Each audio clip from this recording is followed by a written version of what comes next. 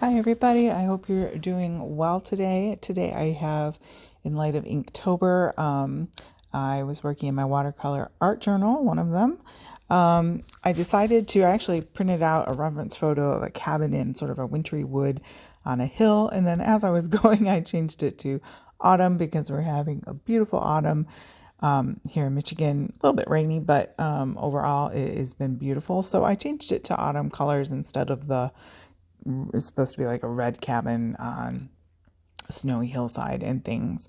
So just sketching it out here with a waterproof pen, something like a Micron. This isn't a Micron brand, but it works in the same way.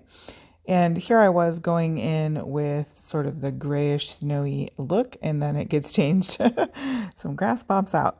While you're watching, go ahead and click the links below and hit that like and subscribe. I would really appreciate that. So yeah, I'm just going to go in and sort of layer color. It's meant to be very sketchy, like a line and wash sort of style. Just Inktober. I'm not following all the prompts. I'm just trying to sort of get it in there and get it done. Make sure I'm creative every day. It just really does help our brains. And are you following the prompts? Leave a list below or leave a link below if you have a channel that you're doing Inktober prompts on, and then I can check those out. But yeah, it's just fun to kind of lay down some color.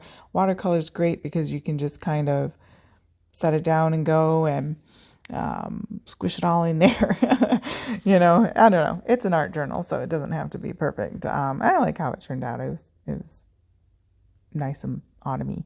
So this house, it's like a little cabin on sort of the stilts because of the way it is on the hill. So that's what those little sticks are there, and it's supposed to have like a porch type of thing. So yeah, basically that's what I've been doing, a lot of art.